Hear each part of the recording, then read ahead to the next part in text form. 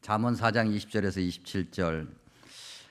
4장을 이렇게 보면 1절부터 이렇게 쭉 읽어가면 어떤 흐름, 내용의 흐름, 어떤 주제를 가지고 어떤 내용이 지금 흘러가고 있다는 것을 볼 수 있습니다. 1절에서 9절은 자녀를 믿음으로 양육해야 되는 그 훈육의 당연함에 대해서 얘기합니다. 뭐 그렇죠. 부모가 자녀를 양육하고 훈육하는 건 당연하잖아요. 게다가 성경에서 얘기하는 훈육이라고 하는 것은 믿음의 교육을 얘기하는 거니까 이건 뭐 무엇과도 바꿀 수 없는 거죠. 우리 자녀들의 다음 세대에 생명이 달려 있는 거니까요. 그리고 이제 10절에서 19절은 그 훈육이 어떤 내용을 담고 있느냐, 그 훈육의 내용을 이제 강조하고 있는데, 좀 정리해 보면 10절에서 13절, 특별히 11절에 지혜로운 길이라고 하는 표현이 있습니다. 지혜로운 길, 바꿔 얘기하면 정직한 길, 올바른 믿음으로 사는 길, 그걸 강조하고 있고요. 14절에서 17절, 특별히 14절에 보면 사악한 길, 지혜로운 길의 반대가 되겠죠. 사악한 길이 무엇인지 보여주고 있고, 18절과 19절은 재차 지혜로운 길과 사악한 길의 차이를 강조합니다. 그리고 이제 다시 20절부터는 그 지혜로운 길, 18절 표현대로 바꿔 얘기하면 의인의 길, 그 길이 무엇이고 그 길을 가는 사람의 믿음은 어떤 믿음인가, 어떤 결과를 만들어내는가, 그거에 관해서 좀 길게 설명을 하죠. 오늘 우리가 볼 말씀이 바로 그 부분인데, 지혜로운 길 또는 의인의 길, 그러한 길을 가는 믿음 좋은 그런 사람의 삶은 어떤 삶인가? 20절에서 22절을 통해서 먼저 보면 하나님 말씀에 집중하고 순종하는 믿음이다. 하나님 말씀에 집중한다는 것은 하나님 말씀이 최우선이라는 거고요. 하나님 말씀을 최우선으로 삼고 그 말씀대로 순종하는 그러한 믿음이 지혜로운 길, 의로운 길을 걸어가는 사람의 모습이라고 하는 거죠. 20절 한번 볼까요? 내 아들아, 내 말에 주의하며 내가 말하는 것에 내 귀를 기울이라. 주의, 기울이다 라고 하는 이 단어는 집중함을 이야기하고 있고요. 그냥 집중하는 것이 아니라 어쩔 수 없이 끌려가듯이 그렇게 하는 것이 아니라 능동적으로, 적극적으로,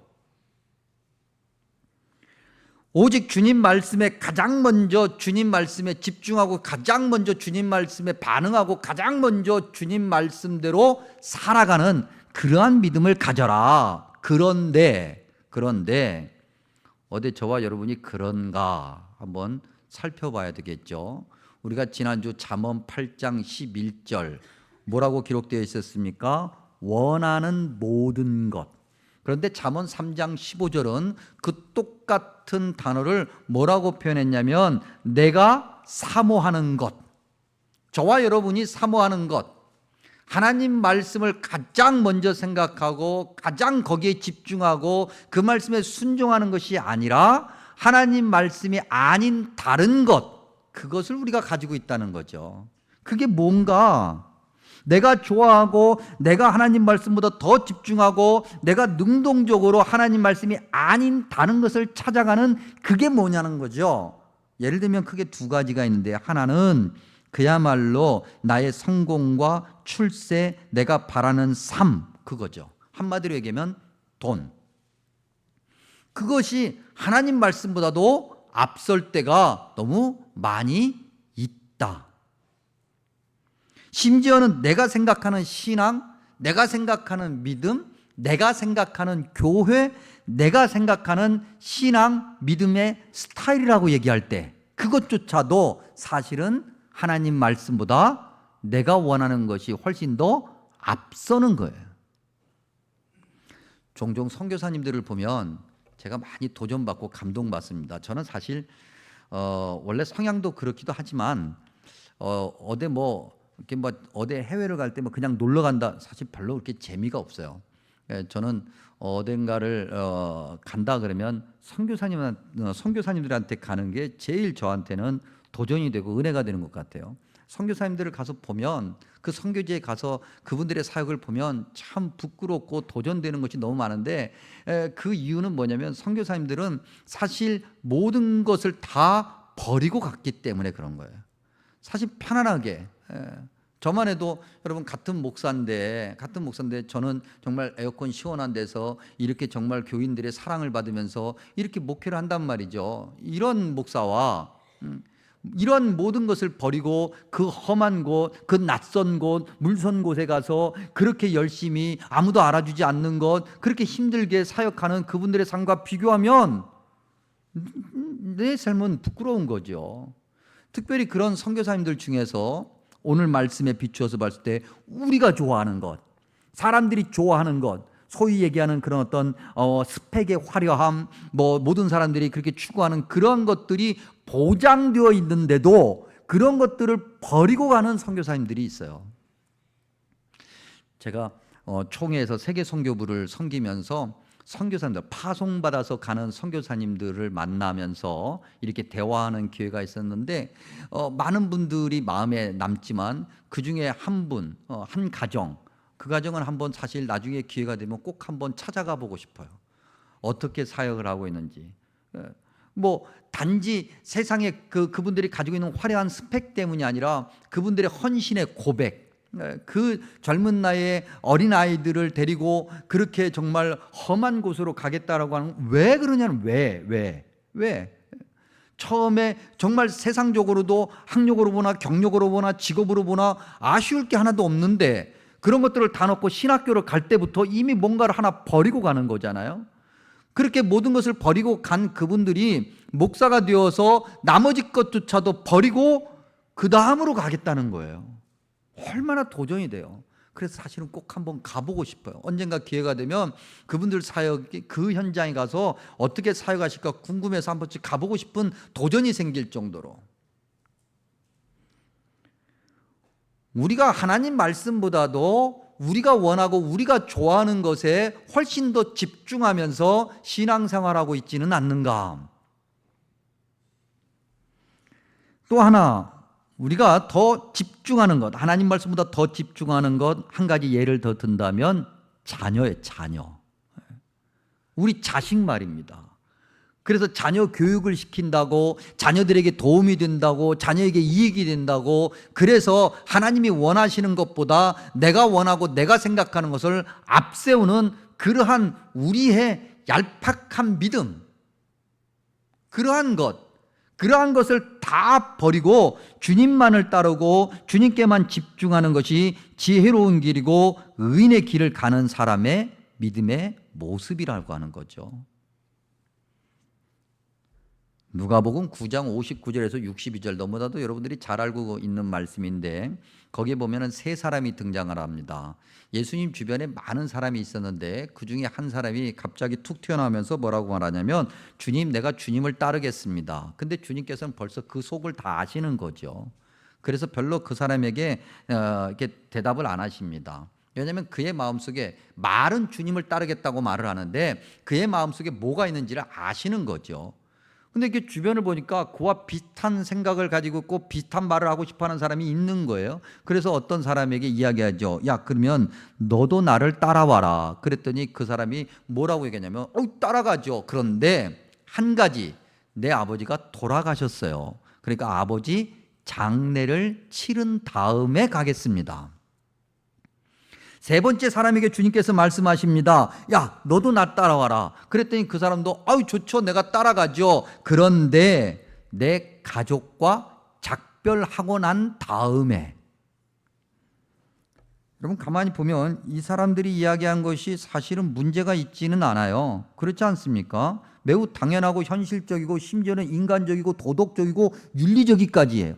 아버지가 돌아가셨어요. 아버지가. 그러니 아버지 장례를 치르고 주님을 따른다고 하는 것은 말이 돼요, 안 돼요? 말이 돼요, 안 돼요? 말 돼요? 근데 주님은 말이 안 된대. 누가복음 9장 62절에 주님께서 뭐라고 말씀하시냐면 손에 쟁기를 잡고 뒤를 돌아보는 자는 하나님 나라에 합당하지 않다 그랬어요. 손에 쟁기를 잡았다. 저와 여러분이 예수님을 믿는 그 순간 천국 백성이 되었고, 천국 백성이 되는 순간 우리는 주님께서 우리에게 맡기신 영적인 사명을 갖게 되는데, 그 영적인 사명을 가진 자가 뒤를 돌아봐요. 물론 주님께서 그래 아버지 장례 치르지 마, 가족과 무슨 작별이야, 이렇게 말씀하시는 건 아니에요. 근데 그 첫사람을 통해서 주님께서 보시는 것은 그들의 마음속에 무엇이 있느냐를 보신 거죠. 주님을 따르는 것, 말은 그렇게 하는데 자기가 생각하고 자기가 원하고 자기가 바라는 것, 자기가 원하는 그런 어떤 기준들, 그런 것들이 훨씬 더 앞서 있고 중요하게 여기고 있다는 거예요. 저와 여러분의 믿음 속에 그런 거 없나요, 여러분? 저와 여러분이 믿음 생활하면서 그런 거 없어요? 많지 않나요? 21절에 보니까 주님께서 이렇게 말씀하십니다. 그것을 내 눈에서 떠나게 하지 말며 내 마음속에 지키라. 떠나지 말게 하고 지키는 것, 지속성이잖아요. 연속성이에요. 쉬지 않는 것을 얘기하는 거예요. 주님이 원하시는 믿음의 길을 가는 사람은 그 믿음의 길을 쉬지 않는 거예요. 그래서 믿음에는 방학이란 건 있으면 안 돼요, 여러분. 오랫동안 방학했습니다. 방학하시면 안 돼요, 여러분. 그 전에 방학을 했더라도 이제 이후로 방학하시면 안 돼요. 안 되는 거예요. 쉬지 않고. 성경 곳곳에서 이야기하고 있지 않습니까? 예를 들면 데살로니가 전서 5장 16절에서 18절, 여러분들이 잘 알고 있는 말씀인데 뭐라고 그랬습니까? 항상 기뻐하라, 쉬지 말고 기도하라. 그 다음에 뭐라고요? 범사에 감사하라. 이것이 그리스도 예수 안에서 너희를 향하신 하나님의 뜻이라. 항상 쉬지 말고 범사에 적극적으로, 능동적으로, 지속하기, 계속해서. 우리가 지난 수요일에 수요예배 때 신명기 6장 4절에서 9절, 신명기 6장 말씀을 나누면서 4절에서 9절, 우리가 잘 알고 있는 말씀이에요. 4절에서 9절을 보면서 그야말로 핵심 메시지 세 가지를 거기서 듣는데, 첫 번째는 듣는 거예요. 먼저 듣는 거예요. 듣는다고 하는 것은 순종을 전제로 해요. 내가 들어보고 난 다음에 생각할게요가 아니라 듣자마자 순종하는 것을 전제해요. 그 다음에 두 번째는 믿음 생활을 하는데, 즉 하나님을 믿는데 어떻게 믿냐면 죽을 각오로 믿는 거예요. 뭐 적당히 바쁘면 뭐 안 되고, 나중에 뭐 시간 있을 때, 여유 있을 때, 심지어는 말이죠, 나중에 늙어서 잠 안 올 때. 여러분, 우리 어르신들 물론 젊었을 때보단 잠이 덜 오기는 하겠지만은 그런다고 잠이 안 오는 건 아니잖아요. 그러다가 영원히 잘 수 있어요. 뭔가를 이렇게 미뤄둬. 그리고 내가 생각하는 그 모든 것들은 앞서요. 여러분, 믿음 생활은 그렇게 하는 것이 아니에요. 성경에서 얘기하는 믿음 생활이라고 하는 것은 죽을 각오를 가지고 하는 거예요. 성경에 그렇게 기록되어 있어요. 우리처럼 이렇게 신앙생활하는 게 아니에요. 죽을 각오를 가지고 믿음 생활을 해도 될까 말까야. 그리고 그러한 믿음을 우리만 가지는 것이 아니라 우리를 통해서 우리의 자녀들이 알아야 되겠다. 그래서 정말 쉴 새 없이 자녀들에게 하나님 말씀을 강조해야 된다고 말하지 않습니까? 귀에 못이 박히도록, 심한 표현으로 바꿔 얘기하면 귀에 피딱지가 않도록 그 정도로 하나님의 말씀을 계속해서 강조하는 것, 그것이 지혜로운 길, 의인의 길, 올바른 믿음을 가진 사람의 모습이라고 하는 거죠. 베드로전서 5장 8절, 너희 대적 마귀가 우는 사자같이, 배고파서 으르렁으르렁하는 우는 사자같이 두루 다니며 삼킬 자를 찾는다 그랬어요. 여러분, 사탄 마귀는 우리보다도 우리 자신을 더 잘하는 그야말로 아주 대단한 존재예요. 바보가 아니에요. 우리의 연약함이 뭔지, 우리가 바라고 원하는 것이 뭔지, 우리 마음속에, 우리 생각 속에 뭐가 있는지를 금세 알아서 그것을 계속 부추기고 잘한다. 그래, 네가 맞지. 그럼 그렇게 신앙생활 해야지. 야, 어떻게 그렇게 신앙생활하니? 야, 김실 목사가 설교하는 대로 하면은 너 죽어. 너 세상에서 뒤쳐져. 계속해서 부추기는 거죠. 23절에서 27절 지혜로운 길, 의인의 길, 올바른 믿음을 가지고 살아가는 그런 사람이 만들어내는 어떤 삶의 결과, 그런 것들을 말하고 있는 건데 매우 인격적이고 존경받는 삶의 결과지요. 특별히 오늘 우리가 읽은 20절에서 27절 말씀을 읽다 보면 신체 기관들이 등장해요. 뭐 눈, 뭐 귀, 입, 입술, 눈꺼풀, 발, 온 육체, 이런 것들이 등장하는데 이런 것들보다도 더 중요한 것이 있는데 그게 뭐냐면 뭐 신체 기관이라고 말하기는 좀 어렵지만은 그게 뭐냐면 마음이에요. 마음. 근데 마음을 굉장히 강조하는데 마음을 왜 강조하고 있는가? 마음은 그 사람 자체니까. 그렇죠? 그 사람 자체라고요. 어떤 마음을 가지고 있느냐에 따라서 그 사람이 평가되는 거잖아요. 악한 마음을 가지고 있으면 저 사람은 악한 사람이고 선한 마음을 가지고 있으면 저 사람은 선한 사람이니까. 즉 마음이라고 하는 것을 바꿔 얘기하면 중심이에요. 중심이 어디에 있느냐에 따라서 그의 삶의 향방이 결정되는 거예요. 그 중심이 잘못된 방향으로 움직인 첫 사건, 그게 창세기 3장에 있어요. 고린도 후서 11장 13절에 그 창세기 3장을 이렇게 설명하는데 뱀이 그 관계로 하와를 미혹한 것 같이 너희 마음이 그리스도를 향하는 진실함과 깨끗함에서 떠나 부패할까 두려워한다.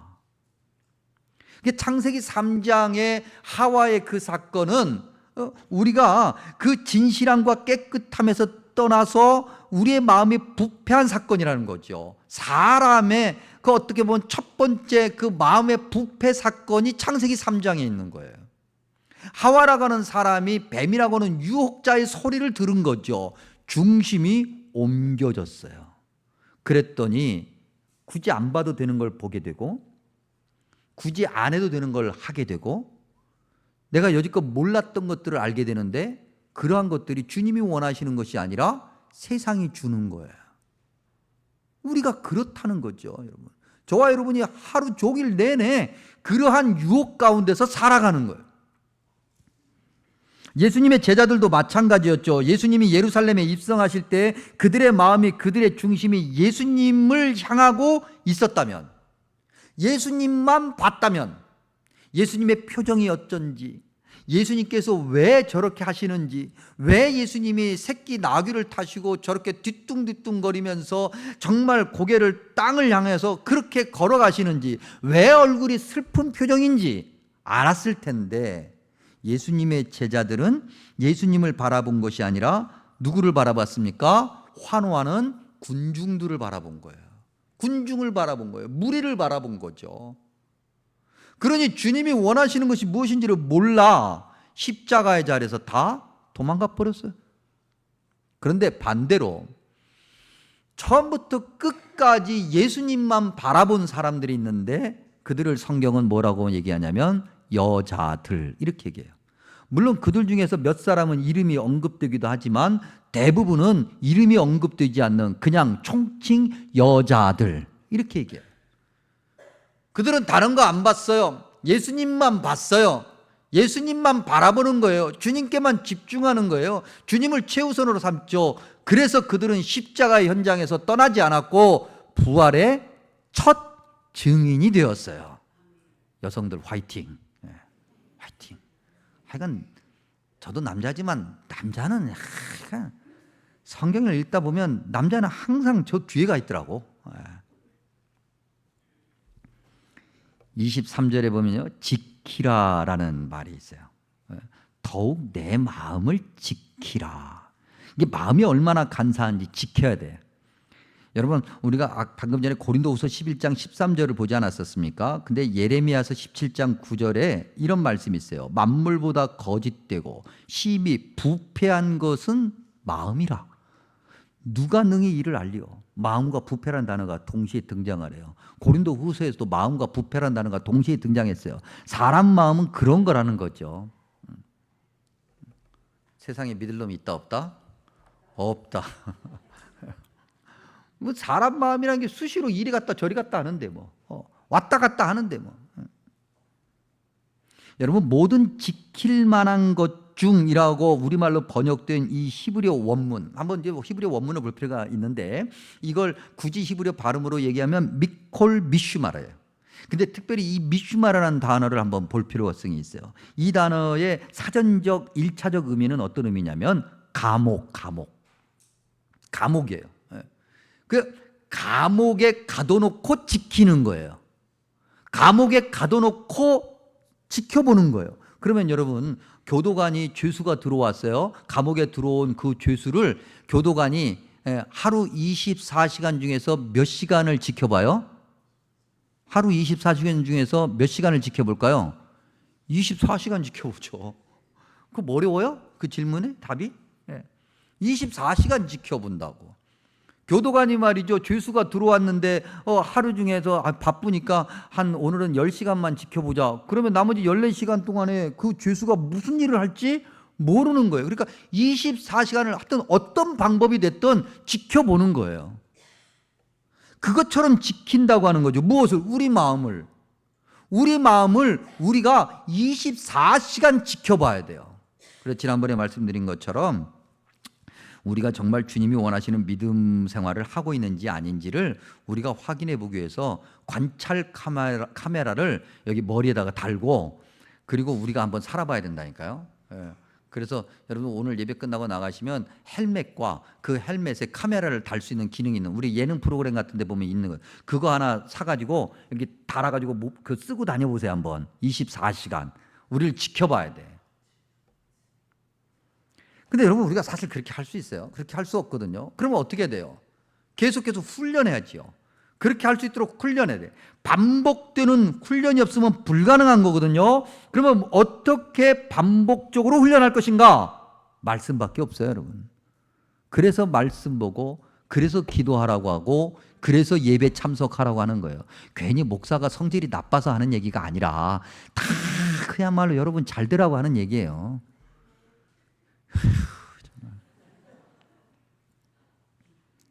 성경에 기록되어 있어요. 성경에 기록되어 있는 거 아니면 저 자신부터가 들을 필요도 없고 굳이 여러분들에게 이야기할 필요도 없는 거예요. 그래서 성경 보라고, 그래서 기도하라고, 그래서 예배 참석하라고 입이 닳도록 얘기해요. 그렇게 말씀 보고 그렇게 기도하고 그렇게 예배 참석해도 돼요, 안 돼요? 안 되거든요. 우리가 그 정도로 사악하고 우는 마귀가 마귀가 우는 사자같이 그렇게 다니니까 안 되는 거예요. 훈련해야 돼요. 쉬지 않고 그렇게 마음을 지키고 그렇게 훈련하면 오늘 말씀에 보니까 나머지 모든 육체, 기관, 즉 입, 눈, 발 이런 모든 것이 제자리에 있고 바른 길을 간다 그랬어요. 그 중에 예를 들면 24절에 구부러진 말을 버린다 그래요. 이걸로 한번 예를 들어보면 그렇게 올바른 믿음을 가지고 그렇게 믿음 생활하면서 말씀에 집중하고 그렇게 살아가면 구부러진 말을 버려요. 바꿔 얘기하면 누군가를 판단하고 비판하고 정죄하기보다 누군가를 기쁘게 하고 누군가를 위로하고 누군가에게 행복을 전한다. 그러한 믿음을 가지고 있는 사람이 만들어내는 결과예요. 그 저와 여러분이 올바른 믿음을 가지고 있다고 한다면, 저와 여러분이 올바른 믿음을 가지려고 애쓴다면 우리를 만나는 그 누군가가 행복해져야 돼요. 자, 그래서 이제 한번 실험을 해보겠습니다. 말씀을 들었으니 실험을 해봐야 될 텐데 지금 여러분들이 서로 바라보시면 기분이 좋은지 나쁜지 한번 확인해 봐야 될 것 같아요. 그러니까 한번 서로 좌우 앞뒤를 한번 보십시오. 좌우 앞뒤를 보세요. 진짜 보세요. 보세요. 눈을 마주치며 보세요. 눈을 마주치며. 부부간에 보고 짜증내지 말고 눈을 마주치고 봤더니 자, 웃음이 나와요? 화가 나요? 감사합니다. 웃음이 나와서. 저는 사실 내심 긴장했거든요. 우리 교우들에게 이걸 딱 했는데 정말 혹여라도 딱 봤더니 목사님 왜 보라고 그랬어요? 내가 이 인간을 보니까 갑자기 짜증이 나요. 그럴까 봐 은근히 걱정을 했는데 다 웃음이 나온다고 하니 그 웃음이 겸연쩍어서 웃는 웃음이든 뭐든 간에 행복한 거잖아요. 웃는 건 행복한 거니까 설마 부부간에 보고 짜증내신 분은 안 계시죠? 그래야지요. 예수님 믿는 사람을 보면 기분이 좋아야 돼요. 야, 저 사람이 성신교회 다니는데 와, 저 사람을 보니까 내가 오늘 왜 이렇게 기분이 좋은가 그랬더니 저 사람을 봐서 기분이 좋구나. 교회 왔더니 말이죠, 세상에서 막 짜증나고 얼마나 세상이 살기 힘들어요. 여러분 뉴스만 봐도 요새 막 너무나도 뭐 정말 무섭기까지 하잖아요. 자, 그런 세상을 떠나서 예배드리러 교회 왔더니 막 담임 목사님 보니까 막 기분이 그렇게 좋을 수가 없어. 그래야 되잖아요. 기분 나쁘세요, 저 보면? 그래야 된다고요. 교회로 인해서, 교회 때문에 세상이 행복해야 돼요. 교회 때문에 즐거워야 돼. 잠언에 이런 말씀이 아주 많은데 대표적으로 세 곳만 불러드리면 잠언 10장 20절에 의인, 즉 마음을 지키는 자, 올바른 믿음을 가진 자, 그런 의인의 혀는 순은, 아주 순전한 은 같다. 악인의 마음은 가치가 적다. 잠언 12장 18절, 칼로 찌름같이 함부로 말하는 자가 있거니와 지혜로운 자의 혀는 양약과 같다. 양약, 좋은 약, 몸을 고치는 약. 잠언 14장 4절, 온순한 혀는 곧 생명나무이지만 패역한 혀는 마음을 상하게 한다 그랬어요. 예수님 믿는 사람들은 말도 잘해야 돼요. 말도 예쁘게 해야 돼요. 우리는 또 그러잖아요. 다 너 잘 들어. 아까도 제가 얘기했는데 이건 진짜 여러분들 잘 되라고 한 얘기고, 근데 말이죠, 우리는 또 다 너 잘 되라고 하는 얘기인데 너 참 내 말대로 하면 잘 될 텐데 라고 말하면서 사람을 기분 나쁘게 해. 마음을 상하게 해. 그런 적이 있어요, 없어요, 여러분? 있잖아요. 우리가 그러면 안 된다는 거지요. 올바른 믿음을 가지고 살아가는 사람은 그러면 안 되는 거예요. 근데 그처럼 성경을 계속해서 보니까 어떤 결론에 이르게 되는데, 그 결론에 보니까 그렇게 하나님 말씀에 순종하면서 순종하는 믿음을 가지고 살아가는 자의 언행, 그것 때문에 모든 사람이 행복하게 되는데, 그러한 믿음은 좌로나 우로나 치우치지 않는 믿음이다. 근데 여러분, 성경에 하나님 말씀에 그대로 순종하면서 좌로나 우로나 치우치지 않아 하나님의 영광을 나타낸 이야기가 있어요. 그게 사무엘상 6장에 있는데, 죄송합니다만 사람은 아니야. 사람은 아니에요. 소, 암소. 아멘. 예. 권사님 은혜 받으신 건 괜찮은데 아멘은 조금 있다가. 소. 여러분들이 잘 알고 있는 벳세메스로 가는 소. 여러분 성경에 보면 젖나는 소 2마리라 그랬어요. 그러니까 새끼를 아직 떼놓지 않는. 그러니까 새끼하고 어미소를 분리시키는 거죠. 블레셋 사람들이 여호와의 언약궤를 뺏어왔어요. 그랬더니 그날 이후로 정말 되는 일이 하나도 없어. 그러니까 다시 여호와의 언약궤를 돌려보내야 될 텐데, 이거 그냥 돌려보내지 말고 우리가 테스트 한번 해보자. 정말 하나님이 살아계신지 아닌지. 그래서 꾀를 쓴 거예요. 그래서 젖나는 소 2마리에다가 수레를 딱 씌우고 거우 위에다가 언약궤를 얹혀놓고 보내는 거죠. 여러분, 새끼가 울어요. 여러분 잘 알고 있지 않습니까? 짐승도 그 새끼, 갓난 새끼가 울면 견디지 못하는 거예요. 새끼 옆으로 가야 돼. 그게 본능이야. 근데 새끼가 울어. 그 우는 소리를 들으면서도 이제 이 젖나는 소 2마리는 하나님의 사명을 받은 거예요. 손에 쟁기를 잡은 거라고요. 그래서 이 소 2마리가 충성하는데 사무엘상 6장 12절에 이렇게 기록되어 있어요.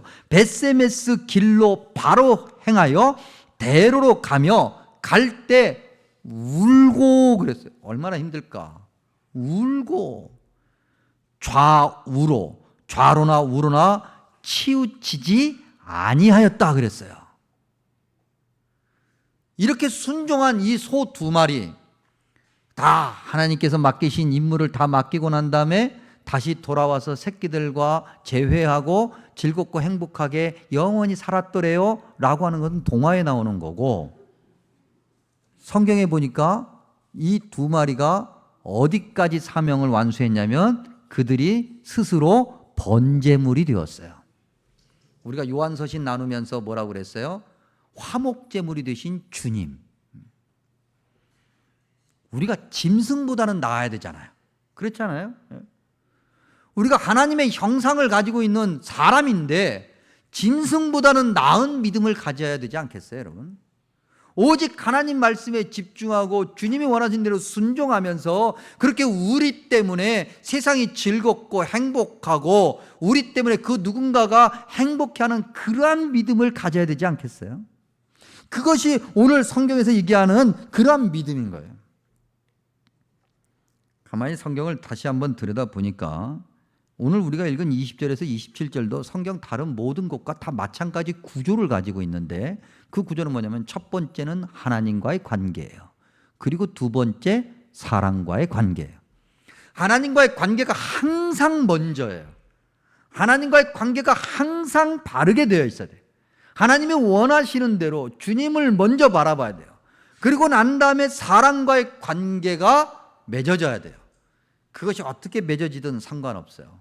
지금 우리가 보기에 엉망진창이라도 괜찮아요.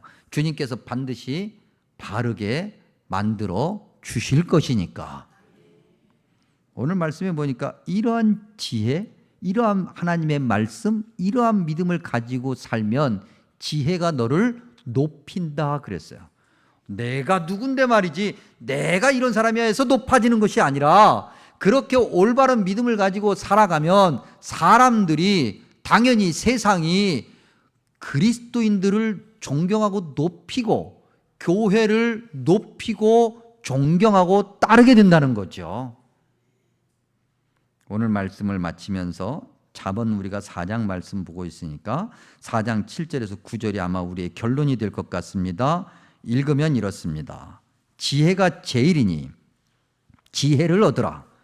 그를 높이라. 그리하면 그가 너를 높이 들리라. 만일 그를 품으면 그가 너를 영화롭게 하리라. 그가 아름다운 관을 내 머리에 두겠고 영화로운 면류관을 내게 주리라. 아멘. 기도합니다. 자비롭고 은혜로우신 주님, 주님 말씀 듣게 하시니 감사합니다. 오늘도 예배의 자리에서 주님 말씀 듣고 말씀대로 그렇게 행복한 삶을 살아갈 수 있도록 허락해 주시니 감사합니다. 주님, 그 말씀대로 잘 살아갈 수 있도록 우리를 지켜주시고 인도하여 주시옵소서. 말씀대로 살아갈 성도들의 삶을 축복합니다. 주님 행복하게 하시고 그 행복을 많은 사람들이 알게 하여 주시옵소서. 세우신 성심교회를 통해서 세상이 주님의 은혜를 알게 하여 주옵소서. 세상이 줄 수 없는 그런 평안과 기쁨이 교회를 통해서 세상에 가득하게 하여 주옵소서. 예수님의 이름으로 축복하며 기도하옵나이다. 아멘.